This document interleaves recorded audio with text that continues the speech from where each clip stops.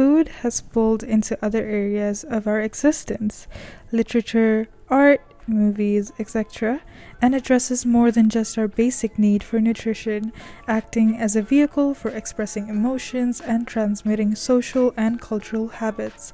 It has become an inseparable part of the stamp of our individual, personal lifestyles, and cultural commitments. Hello everyone, my name is Aksa, and last week I had the opportunity to have a quick chat with Hamza Khan, the creator of Boy Bawarchi on Instagram. When we were tasked with interviewing an individual within our field of interest, I knew it had to be Hamza. While he only recently started sharing his art on his social media platforms, Hamza has been baking for quite some time now. Hamza's work has been reposted on several other food blogs, such as BuzzFeed's Tasty and Lad Bible, and many call it therapy. So my name is Hamza Khan, and I basically create content on social media, but for me it was more of a passion that I just found a couple of years ago.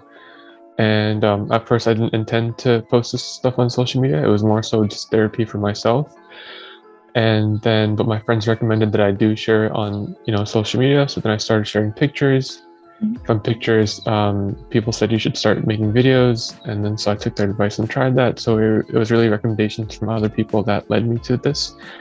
Prior to this, I started baking in 2018. So prior to that, I never really got into baking. It was around that time that I started. And then it's from there on, I've just been obsessed with just making baking and then also sharing these videos on social media.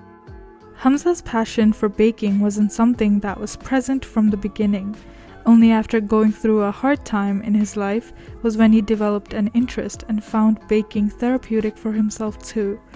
But then I realized that when I made that thing, it was kind of fun to make and it was really therapeutic. So I just continued doing that. And then I slowly started getting better and better, mentally and emotionally.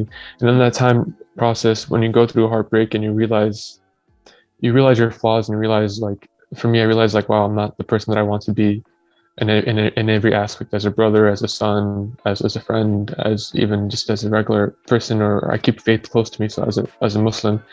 So along with baking was tied the idea of I'm trying to be a better person too. So baking was also tied to that always. So every time I bake, I'm reminded that I'm trying to move away from that place of pain and trying to become a better person. So it really stayed with me, and I slowly got better and better emotionally. And I came across this show called Chef's Table, and it's an amazing show on Netflix, and it follows the lives of different chefs and how much they love their profession and how much they love baking or cooking. So when I came across that, it was for the first time I'd never seen people approach food like they did in those stories. It was amazing storytelling in each show, and they showed these people who really cared about something. They really put their heart into something and loved something, and I saw that. I felt like I remembered how much I enjoyed baking, and I saw that and I thought that wow, they put so much love into something, and I thought maybe I could put that much love into. I felt like I had a void in my heart at that time, and I felt like I could fill that with this thing, and it would not disappoint me.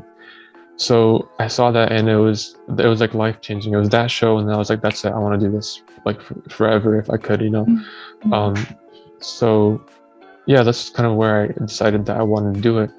It really wasn't something that I found myself. It was coincidental, I think. One would say to develop creatively is to develop original.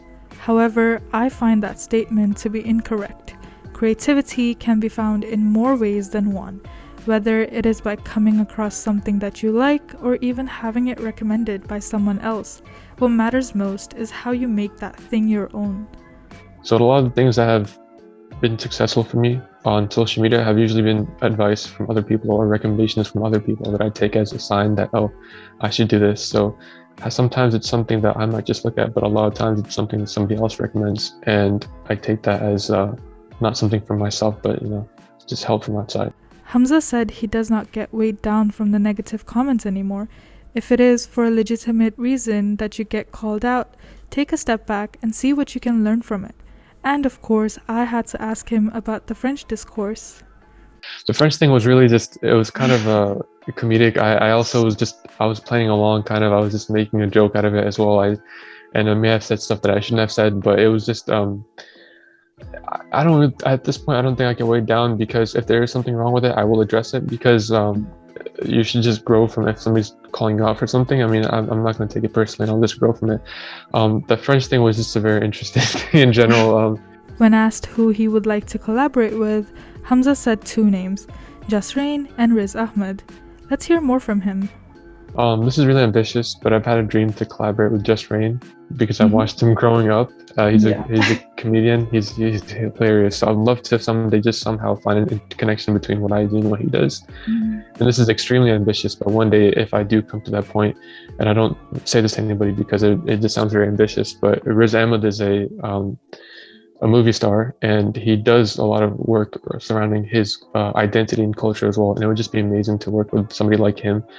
And these are very ambitious goals, like somewhere down the line, if I continue doing this work, it would be amazing to work with somebody like that. But baking and sharing his work aren't his only activities.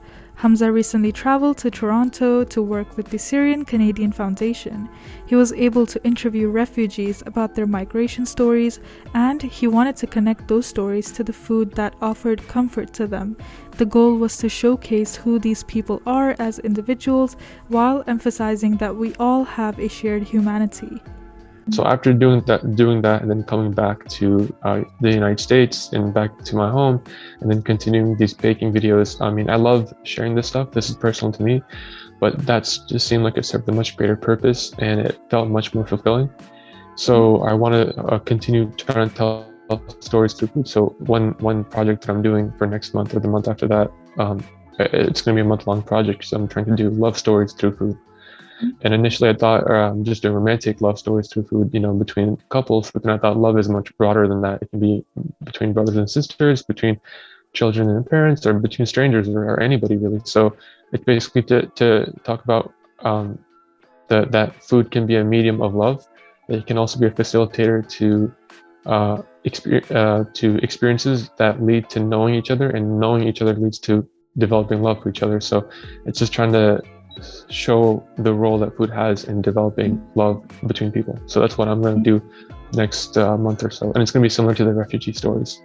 Being an influencer or branding is not something that Hamza has given much thought to.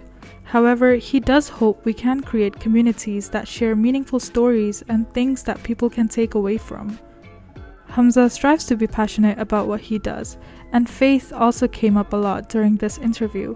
Having faith has motivated Hamza to keep going, but to get people to really notice what you are doing, be passionate, and eventually someone kind enough out there will help you out in any way possible. If you love that thing and you share that, eventually people will see it, and then some people who are in that field too will try to help you. Or kind people will be kind enough to reach out to you and give you some advice, and that's what's happened to me too. Some pastry chefs would reach out to me, and they would just really like my work and they'd help me. And without their help, I wouldn't have been. There are a lot of people that have helped me here and there that have led me to where I am today. And without their help, I wouldn't be here today. But it's only because I'm assuming that they saw that I was passionate about what I wanted to do, and they're also passionate about their work, and they're kind enough to share that love of the thing that we're both interested in. So I think it's just really believing in what you want to do. And also for me, it was just prayer, just having faith and just keep on consistently going and not giving up. I am really thankful to Hamza for taking the time out and having a quick chat with me. I was able to take away so much from this and reflect on how I put my creations out there. With a similar passion for baking, I can only hope to make my work as meaningful.